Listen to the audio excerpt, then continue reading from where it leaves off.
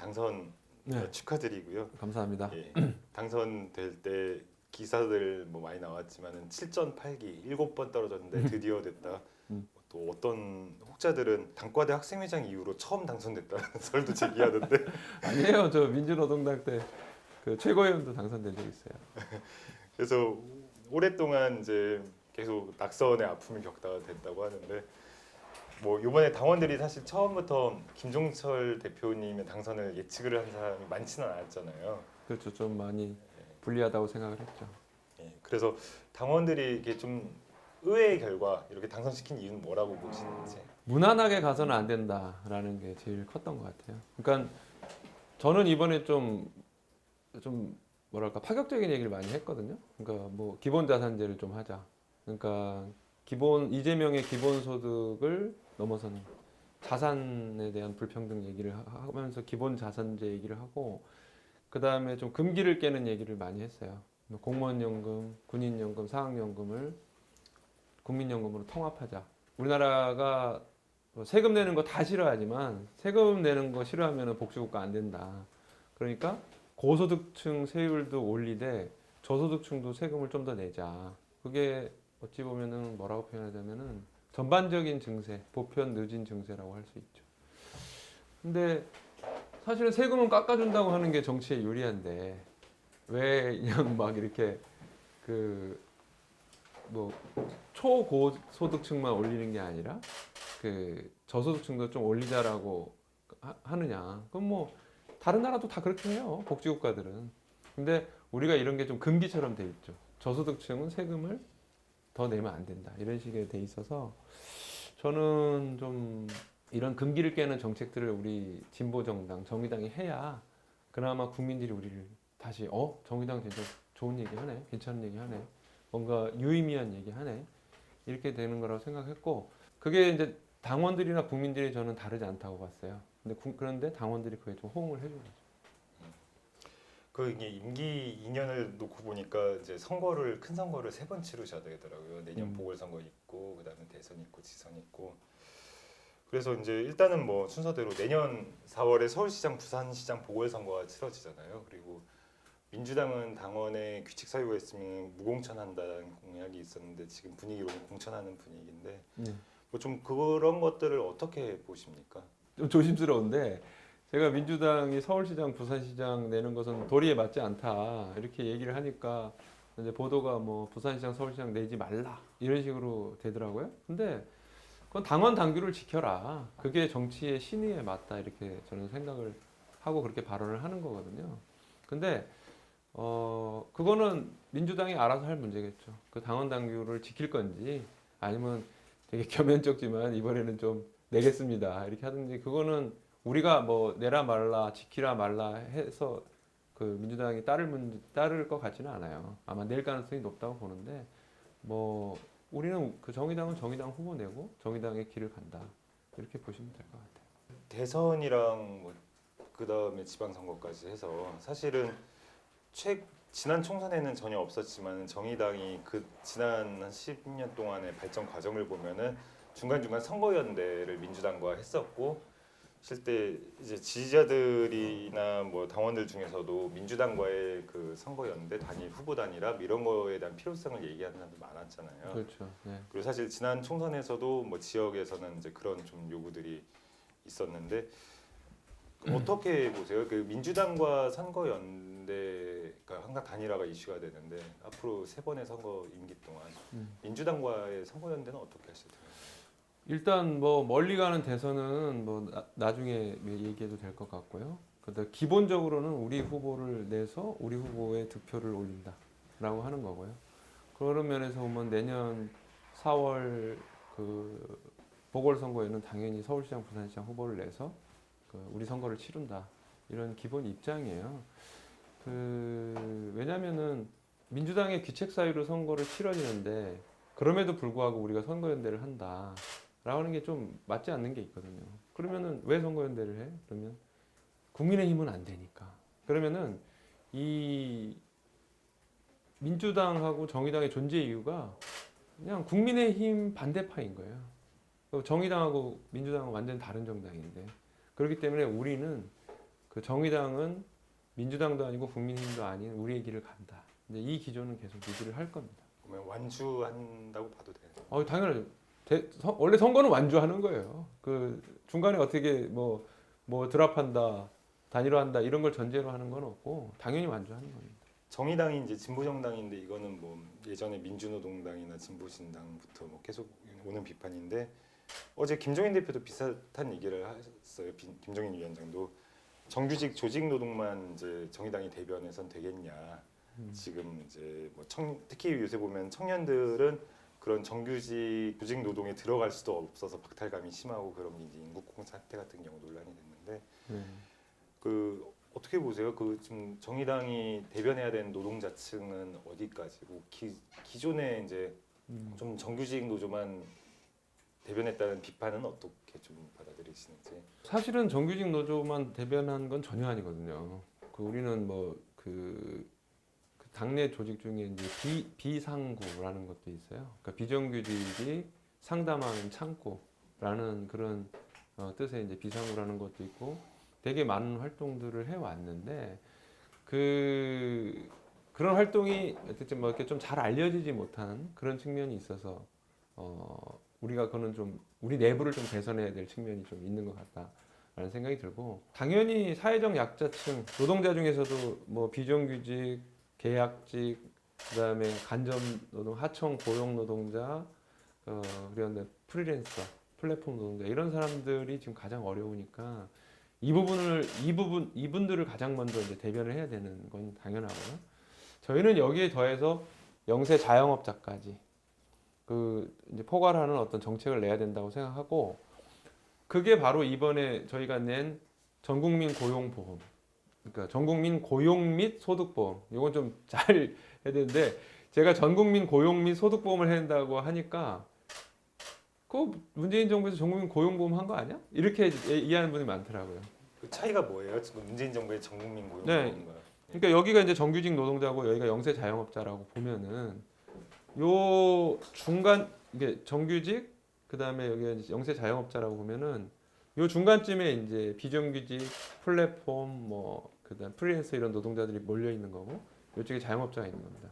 지금 정부에서 말하는 전국민 고용보험은 요 보통 고용보험의 혜택을 보는 지금 기존의 정규직 플러스 그 특수고용직 중에 일부 그러니까 보험 설계사라든가 뭐 이런 분들까지 포함한다는 거고 우리는 이왕 그렇게 할 거면 여기까지 전체 다 자영업자까지 하자는 거고 그러면은 자영업자분들도 이제 고용보험료를 낸다는 거거든요.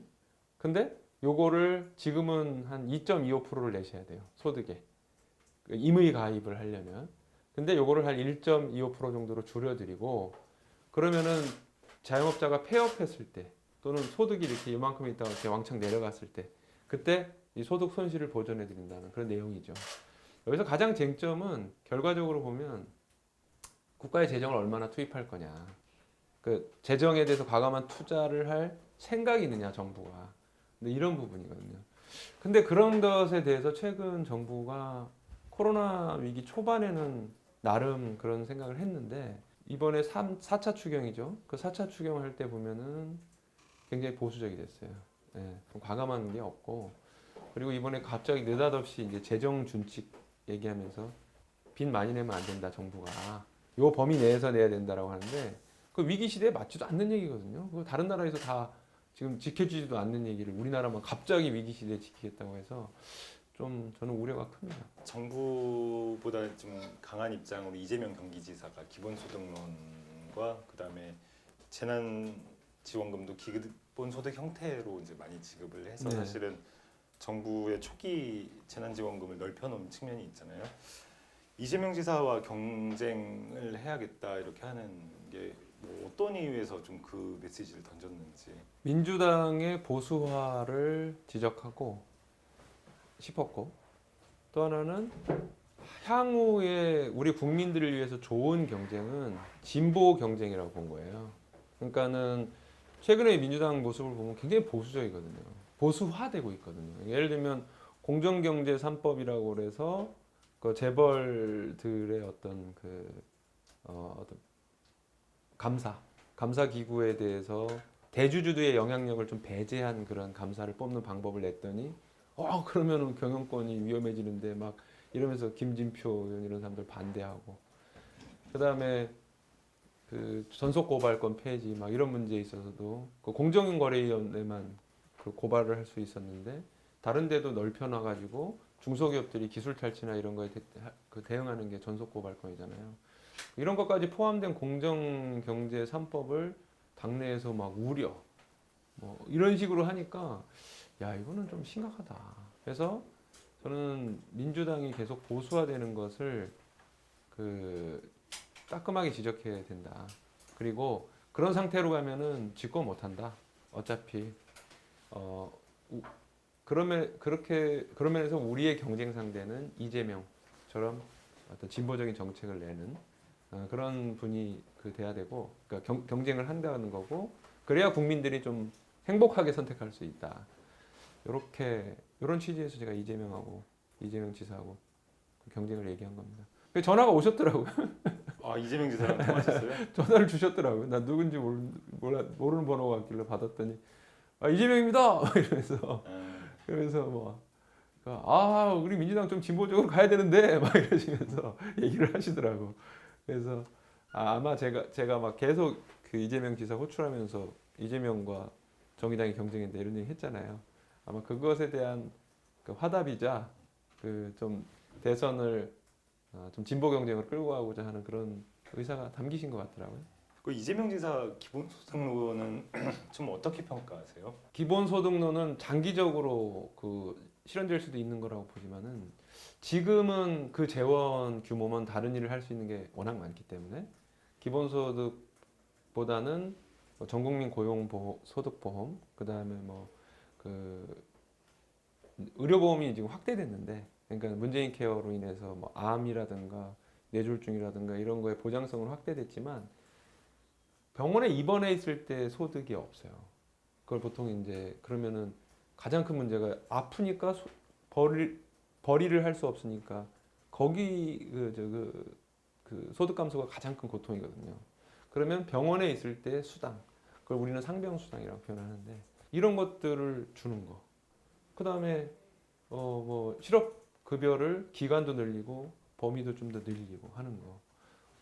그다음에 대학 등록금 무상으로 한다든가 할 수 있는 게 되게 많아요. 노인 기초연금을 지금보다 한 10만 원 더 올려드려서 자살하는 노인 없게 만든다거나. 근데 이런 정책을 다 해도 이재명 지사가 말씀하신 10만 원을 전 국민에게 한 달에 드린다. 모든 국민에게 한 달에 10만 원씩 드린다보다 예산이 훨씬 적어요. 제가 앞서 말한 정책들이. 그렇다면 지금은 제가 말한 이런 정책들을 먼저 하는 게 낫다. 이런 말씀이죠. 북한 선전매체 메아리에서 엄청나게 강한 비판을 김종철 대표 당선에 대해서 내놨더라고요. 정의당한테 북한 선전매체에서 이렇게 비판 논평 받아본 게 있으신가요? 아니 없어요. 이렇게 저기 너무 미워하지 않았으면 좋겠는데 이건 좀 내정 간섭에 하지 말라. 그 국민의힘과 이중창을 하고 있다, 보수 세력에게 추파를 던지고 있다, 이런 식으로 얘기를 하더라고요. 사실 그게 이 민주당 지지층에도 사실 민주당 비판하면은 그런 비판들이 쏟아지잖아요. 아니 그러니까 우리 정의당의 얘기를 자세히만 봤어도 국민의힘도 당연히 비판하고 민주당도 비판할 땐 비판하고 하는 건데 왜 그런 입장이 나오는지 알 수는 없으나 제가 신경 쓸 이유는 하나도 없죠. 그리고 그런 식으로 이렇게 공당의 대표한테 그걸 하는 거는 참 무례한 거죠. 말도 안 되는 거고. 그래서 참 유감스럽다 이렇게 표현하겠습니다. 남북 평화를 해야 되니까 제가 뭐라고 하지는 않겠습니다만 그런 거는 옳지 않죠. 이번에 경선 때 그 얘기 좀 잠깐 이거 안 여쭤보고 가면 안 될 것 같아서 금기 깨겠다.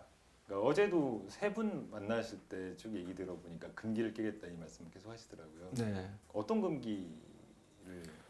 좀 굉장히 많아요. 근데 대표적으로 한 5개 되는데 다 얘기하기 좀 그렇고. 그러니까 왜 진보의 금기를 왜 깨야 된다고 생각하시는 거예요? 좀 구체적으로 들어가기 전에. 네. 필요한데 너무 어려우니까 안 하는 거예요. 얘기를.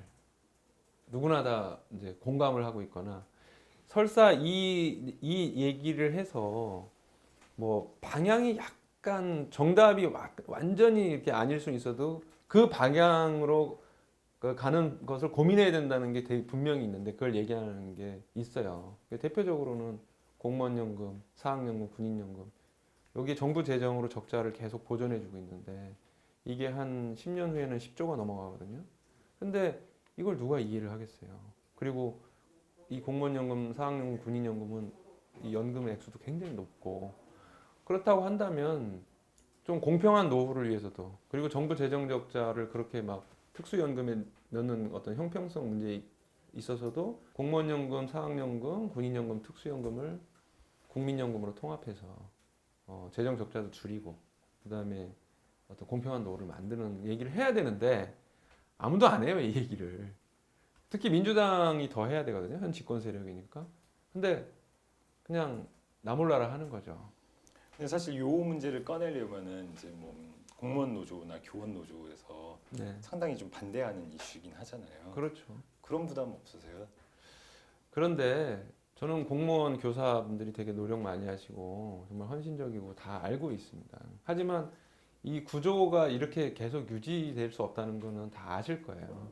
그래서 이것을 뭐 한 방에 완전히 급격하게 하지 못하더라도 우리가 이 방향으로 가자라고 하는 건 동의를 받고 그럼 그때 공무원 노조 분들이 이게 공무원들은 그 퇴직금도 그동안 없어가지고 이런 그 성격에 이게 연금이 만들어진 건데 그렇다면 그 부분에 대해서 보완을 해드리면서 하지만 이 방향으로 가야 된다. 도달 목표를 갖고 이렇게 설득을 해야 되는데 아예 얘기조차 안 하는 거죠. 뭐 집권 세력이든 누구든 실제로는 유일하게 한 게 박근혜 정부 때 공무원 연금에 한번 손을 댔어요. 그러니까 그 전에는 막 물가 인상률만큼 공무원 연금 다 올려줬거든요. 근데 그러니까 너무 올라가는 거예요. 그러니까 박근혜 정부가 그걸 동결시켰던가 그래요. 근데 민주당 정부가 더 국민의힘보단 진보적인 정부인데 전혀 뭔가가 없잖아요. 그래서 이건 국민을 위해서는 이런 금기를 깨는 정책들을 그 용감하게 얘기해야 된다. 저는 보는 거예요. 그런 게 많이 있습니다. 예를 들면 지방행정구역 개편 얘기도 마찬가지인데 지금 이 지방은 완전히 몰락하고 있거든요. 중소도시는. 근데 그거를 극복할 수 있는 하나의 중요한 방안 중에 하나가 이 권역별로 이렇게 좀 요 지방을 다 뿔뿔이 이렇게 하는 게 아니라 권역별 대도시권으로 좀 이렇게 뭉쳐서 경쟁력을 갖춰주는 거예요. 산업적 경쟁력을 좀 갖춰주는 거고. 메가시티랑 비슷한 건가요? 그렇죠. 메가시티 그 권역별 대도시권으로 크게 묶어주고 그렇다고 뭐 기초지자체가 없어지는 건 아니니까. 그리고 이 기초지자체 조그만 데들은 이렇게 좀 뿔뿔이 흩어져 사는 것을 좀 더 모이게 해야 됩니다. 압축적으로. 그래야지 기반 시설을 만들어도 효율적이기 때문에 그리고 뭐 병원을 하나 짓더라도 사람들이 이렇게 좀 모여 있어야 더 뭐 이윤이 나니까 운영이 되니까 이게 될 거 아닙니까? 그리고 공공병원을 짓더라도 모여 있어야 더 좀 더 효율적으로 운영되고. 그럼 나머지 이제 이 저기가 농촌 문제가 남잖아요. 그럼 다 농촌은 어떻게 돼? 폐허가 되는데 이럴 때는 사실은 이 농민들에게 그 공적인 임무를 부여해서 정부가 재정 지원을 하면 됩니다. 그게 바로 국토관리자. 그러니까는 농업을 지키고 그다음에 농촌 그 자체를 지켜달라, 관리해달라. 그러니까 막 폐허가 되게 하지 말고 깨끗하고 어떤 사람들이 와도 아주 이 농촌이 되게 좋고 그렇게 느끼게. 스위스는 거기가 고도가 높잖아요. 농민들이 많은데 1000m에서 2000m까지 사는 농민들에게는 그 사람 1년 수입의 80%가 정부에서 지원해 주는 돈이라고 하더라고요. 그리고 2000m 이상은 그 90%가 정부에서 지원하는 돈이고 그 사람들이 하는 일은 마을을 아름답게 가꾸고 그 농업에 제대로 종사해서 농업 생산을 높이고 이 역할이에요. 그리고 그럼 재원이 있냐? 충분히 있습니다. 지금 지자체 재원이 굉장히 많은 편이에요. 우리나라 지자체가. 특히 기초 지자체가. 뭐 예를 들어서 이 전북 진안군이 있어요. 제가 살고 있는 서울 동작구가 인구가 40만 명인데 1년 본 예산이 6,400억인데 전북 진안군이 2만 3천 명이에요. 근데 1년 예산이 4,600억이에요. 본 예산이. 이 1인당 규모로 보면 엄청나게 높은 거예요. 그 충북 제천시도 14만 명 정도 되는데 1년 예산이 1조 4천억 정도 돼요. 그러면 이거를 차라리 농민들을 국토관리자로 하고 그다음에 그 사람들이 좀 더 모여 살 수 있게 그 압축 도시 기반을 만드는 데 쓰고 이렇게 하면 충분히 국토를 균형 발전시킬 수 있고 그렇거든요. 금기보다 상상력에 대한 얘기 같기도 하고. 근데 여기에 금기가 하나 들어가는데 행정구역을 이렇게 권역별 대도시권으로 묶는 문제는 이 지자체들이 국회의원들도 이게 무서운 거예요. 야 이게 우리 지자체 없어지는 거 아니야? 우리 지자체에서 돈 못 쓰는 거 아니야? 물론 약간은 그런 면이 있을 수 있겠죠. 그렇지만은 그 지자체에 내리는 돈을 없애자는 게 아닙니다. 좀 더 효율적으로 쓰고 일자리를 더 만드는데 어디에 쓰는 게 더 좋은지를 이렇게 권한을 더 권역화된 단위에다 주자 이런 거죠. 이게 뭐 이런저런 새로운 정책 구성 워낙 뭐 대표님이 아이디어가 많은 걸로 또 알려져 있으니까 하는데 이게 어젠더를 새로 내놓더라도 사실 정의당이 6석이라는 한계가 그냥 단독으로 법안 발의도 하기 힘든 상황이잖아요. 그렇죠. 좀 이런 부분에 국회 내 소수파 전략 뭐 이거는 어떻게 민주당이 또 20대 국회와 다르게 그 정의당과 뭐 어떤 협업하거나 이런 분위기도 없고 지금 국회는 완전히 20대 때처럼 무슨 4+1이니 하는 다당제 구조도 아니고 어떻게 좀 극복하려고 하시나요? 사실 좀 어려운 문제인데 요거를 극복하는 방법은 제 생각은 그 정의당이 말한 의제가 국민적인 지지를 받게 해줘야 민주당도 움직일 거다 이렇게 생각을 합니다. 그러니까는 우리가 어떤 의제가 있는데 저 민주당에서 이거 좀 받아주면 고맙겠어요. 이렇게 허락을 얻는 방식으로는 안 된다는 거죠. 우리는 이런 의제가 있고 우리가 현장을 뛰어서 국민들의 지지를 이만큼 얻어냈다. 민주당이 이거 안 하면 어려울 거야.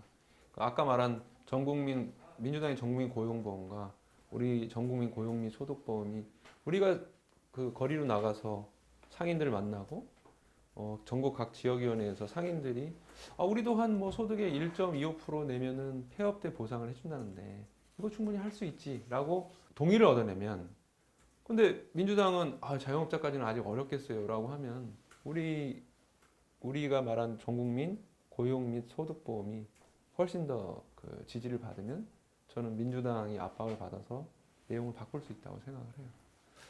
현장에 답이 있다. 결국은 그런 부분 얘기하면서 이제 당선 소감에도 3번째 넣으셨던데 결국 당원들의 참여 맞습니다. 뭐 이런 것들이 결국 그 6석의 한계를 극복하는 원동력이 될 텐데 네. 당 상황을 지난 4월 이후로 좀 복기를 해보면은 녹록지 않잖아요. 그 되면은 뭐 당원 탈당이 그때 당권자가 거의 10,000명 가까이 이제 올해 탈당한 걸로 네. 집계가 되는데 한 8천 명 좀 넘게. 예, 네. 그 수천 명이 탈당했는데 뭐 이거는 어떻게 좀 복원하셔야 된다고 생각을 하시나요? 이제 탈당하신 분 중에는 예를 들면 이제 뭐 비례대표 선거 과정에서 이제 좀 도와달라 해서 입당하신 분들이 탈당하신 분들이 좀 그것도 꽤 있고 그다음에 저것도 있죠. 그 위성정당 참여 문제 그리고 마지막으로는 박원순 그 조문정국 뭐 이런 거가 있었는데 어쩔 수 없는 면이 있다고 생각해요. 우리가 그렇다고 위성정당을 참여할 수도 없는 것이 노릇이었고 그 다음에 조문정국에서는 유호정 장애의원이 피해자와의 연대를 그 강조하기 위해서 미안하지만 조문은 갈 수 없다라고 하는 입장을 밝혔잖아요.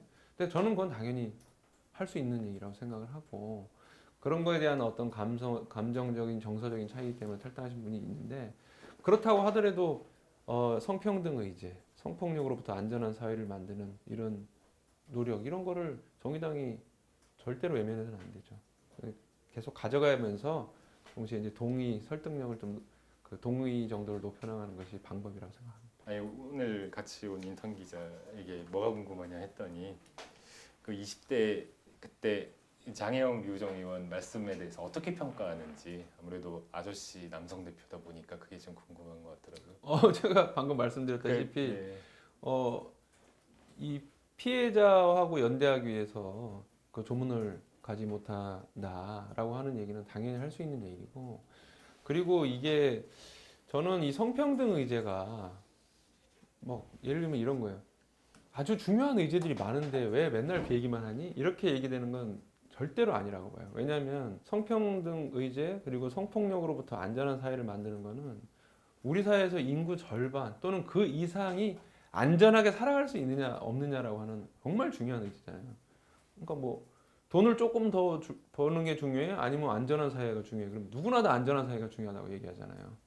그런 것처럼 이 성폭력으로부터 안전한 사회는 우리 사회의 과반수가 고민하고 그 위협으로부터 벗어나는 의제이기 때문에 당연히 그거는 해야 되는 내용이고, 그래서 유호정 장애인위원회 발언은 충분히 할 수 있는 발언이었고 의미 있는 발언이었다 이렇게 생각합니다.